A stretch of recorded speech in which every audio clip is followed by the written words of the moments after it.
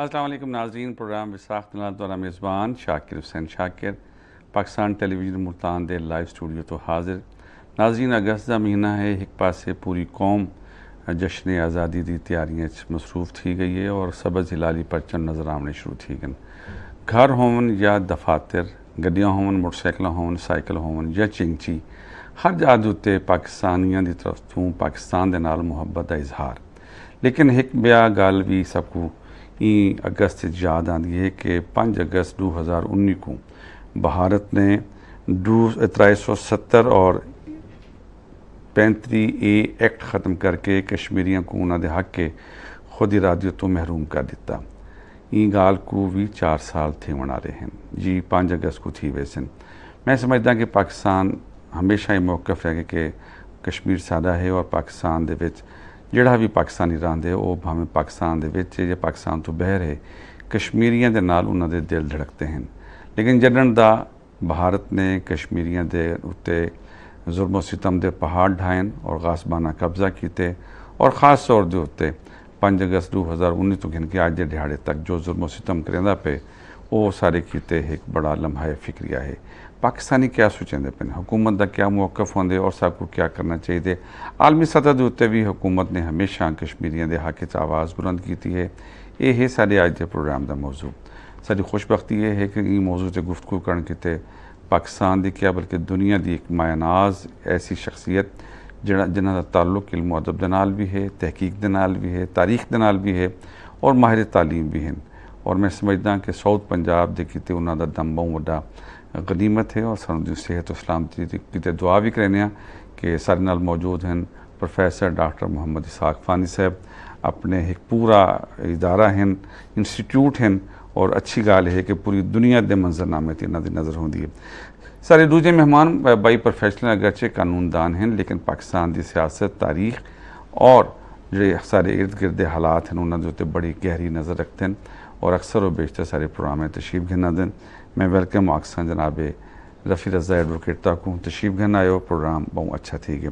اسحاق فانی صاحب 5 اگست کو 4 سال تھی ویسن پورے کیڑا بھارت نے کشمیر دے اتے خود ارادیت انہوں دے حقوق ہیں وہ ختم کر چھوڑے اور اجن تک انہوں کو انہوں دے حقوق واپس نہیں دیندے پہ کیا دیو یہ رویے دے بارے؟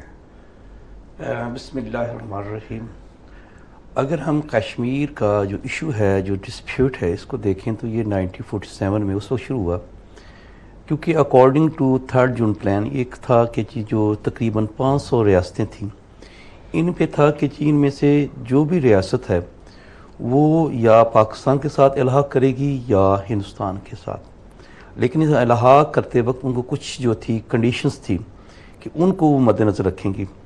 اس میں دیکھیں گی کہ اس کے جو پیپل ہیں، لوگ ہیں، ان کا ایٹیچیوڈ کیا ہے، کس طرف ہے، میجورٹی کیا چاہتی ہے، ہسٹوریکلی ان کی کیا ہے، اس کے بعد فلو آف دا ریورز کیا ہے، ان کا جو زمینی حقائق کیا ہے۔ تو جو کشمیر تھا اس وقت اس کی کوئی 75% مسلمان تھے، اس کا جو تھا رولر وہ تھا آپ کو پتہ ہے نان مسلم تھا، ڈوگرا تھا۔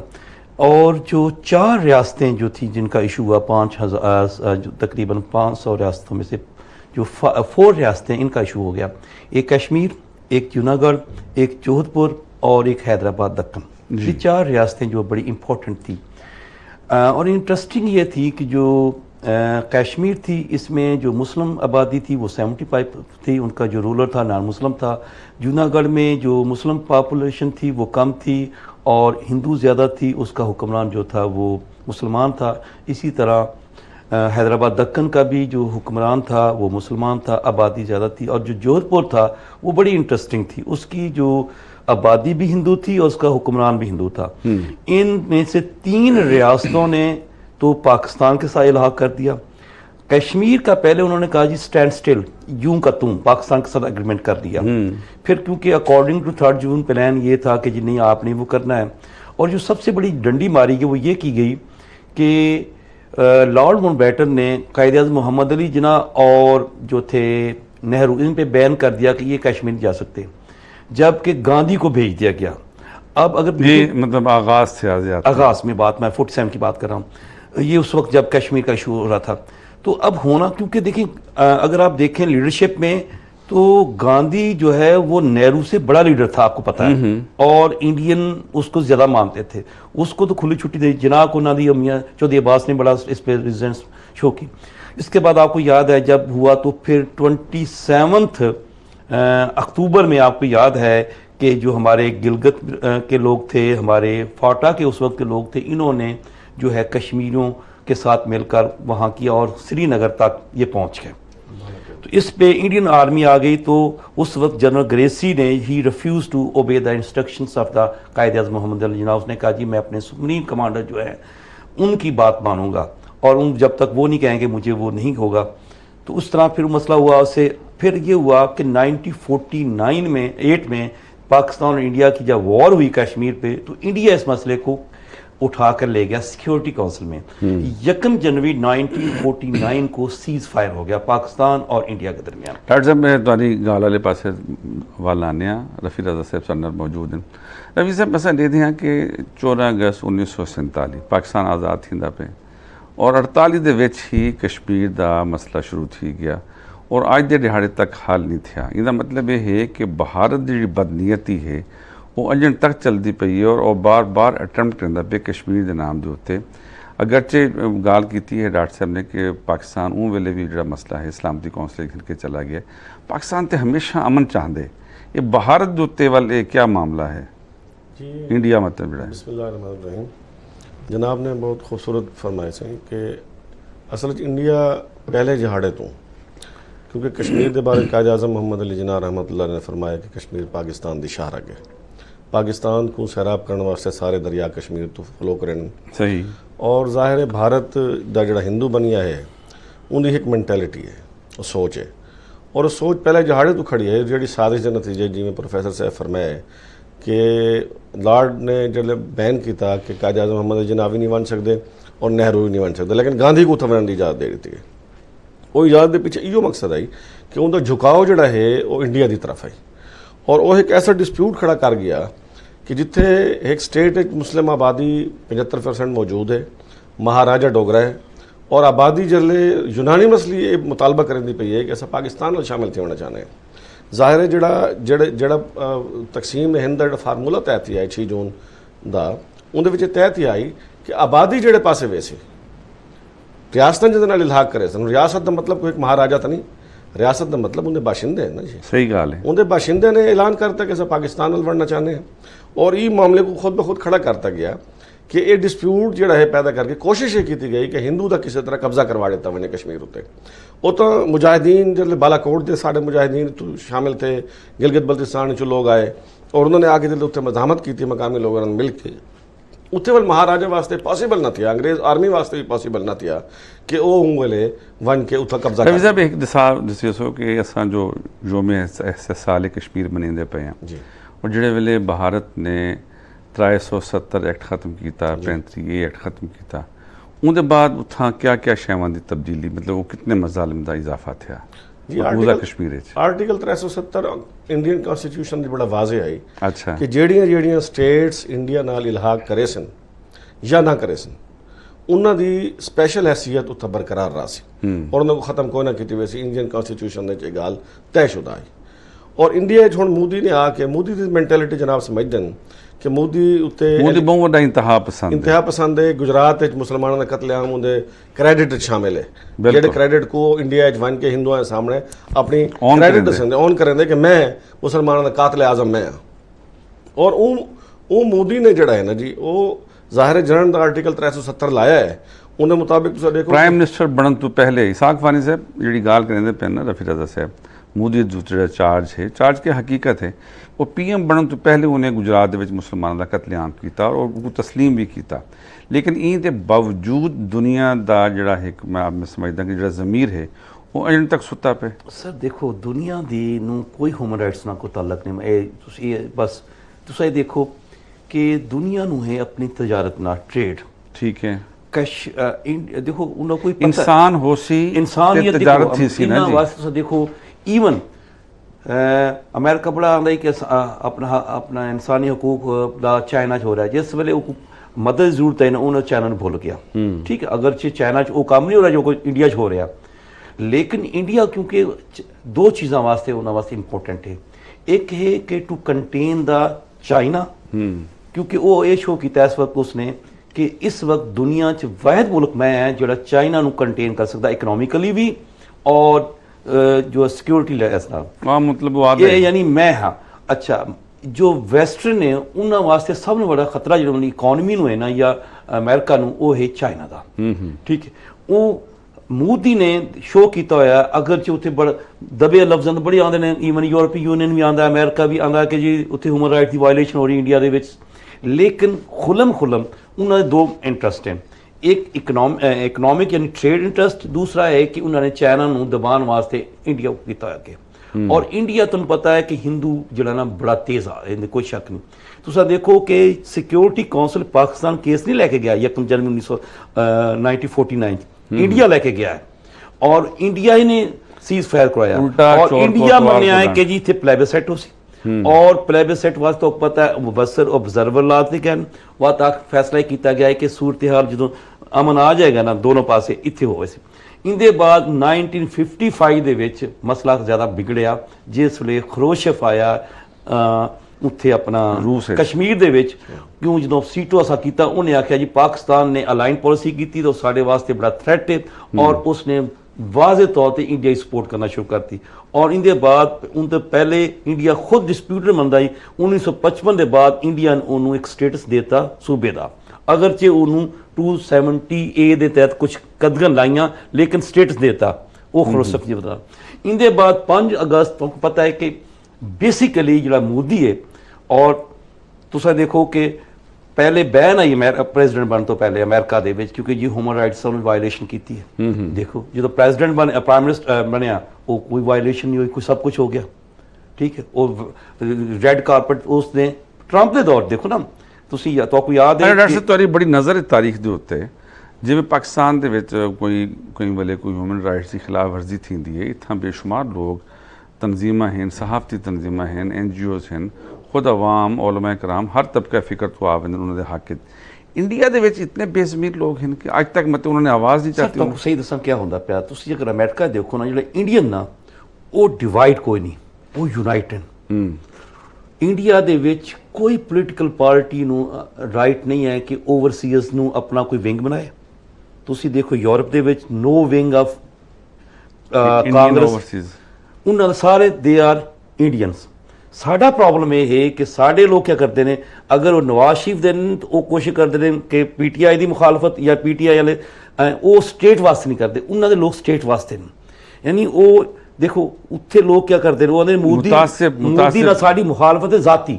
ਯਾਨੀ ਤੁਸੀਂ ਦੇਖੋ ਕਦੀ ਸਵਾਏ ਇੰਡੀਆ ਦੇ ਨਾਲ ਨਹੀਂ, ਇੰਡੀਆ ਨੇ ਤੁਸੀਂ ਦੇਖੋ ਕਿ ਅਮਰੀਕਾ ਦੇ ਵਿੱਚ ਸਵਾਏ ਸਿੱਖਾਂ ਤੋਂ ਕਿਸੇ ਉਹਨਾਂ ਦੀ ਤਰਫੋਂ ਮਤਲਬ ਤੁਸੀਂ ਦੇਖੋ ਇਸ ਵਕਤ ਦੁਨੀਆ ਸਭ ਤੋਂ ਜ਼ਿਆਦਾ ਇੰਡੀਅਨ ਨੇ ਇਸ ਵਕਤ, ਓਵਰਸੀਅਰ ਤੁਸੀਂ ਦੇਖੋ ਪੂਰੀ ਦੁਨੀਆ ਦੇ ਇੰਡੀਅਨ ਜ਼ਿਆਦਾ ਨੇ।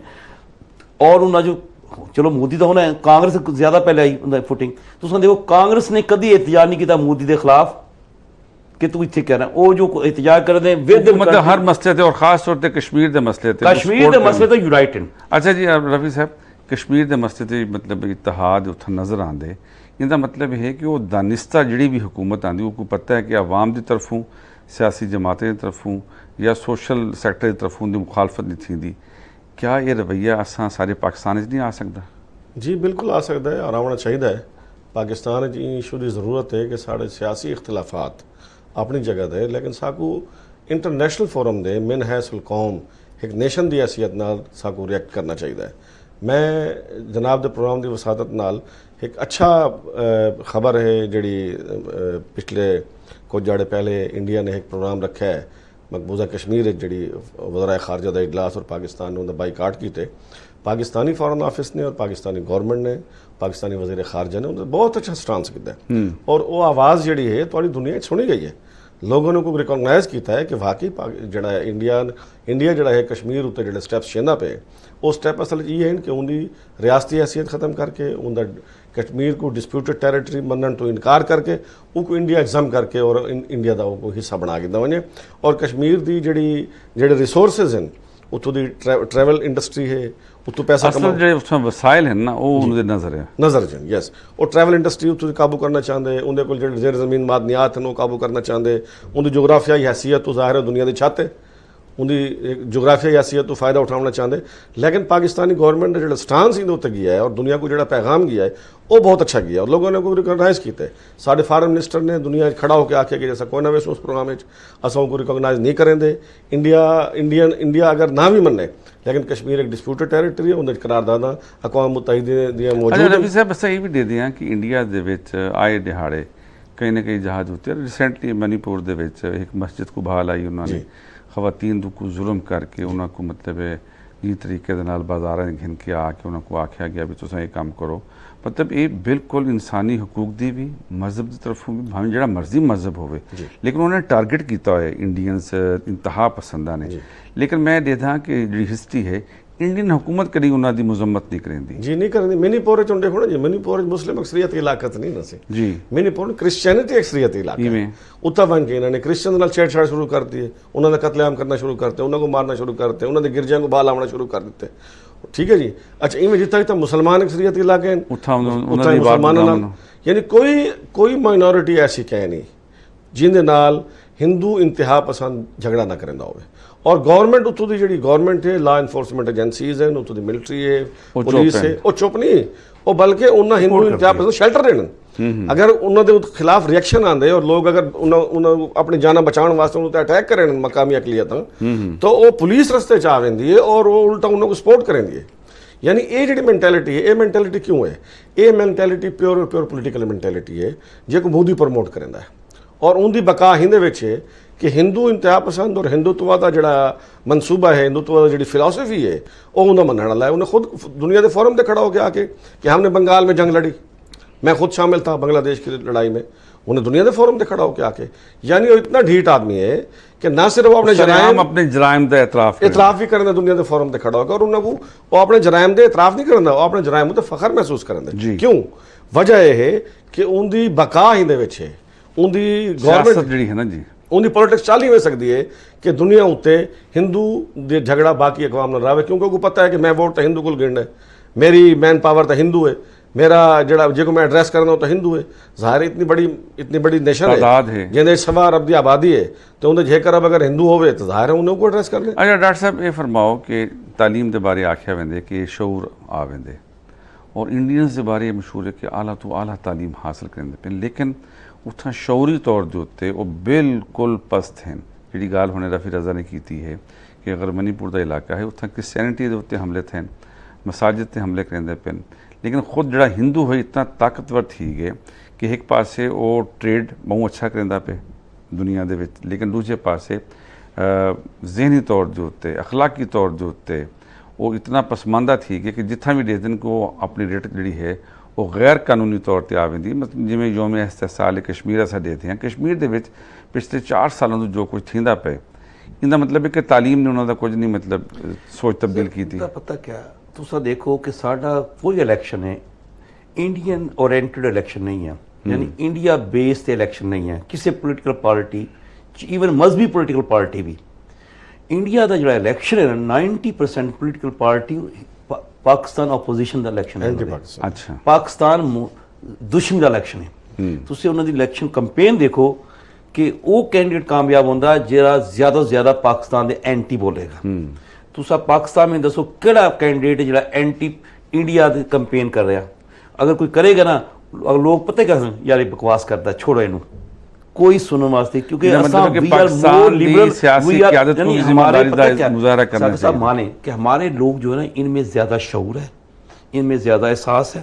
यानी आप अगर इंडिया को गालियां देंगे ना लोग कहेंगे यार क्या कर रहा है, गलत कर रहे हैं, ठीक है। यानी हमारे लोगों में शऊर है, वहाँ शऊर नाम की चीज़ नहीं है।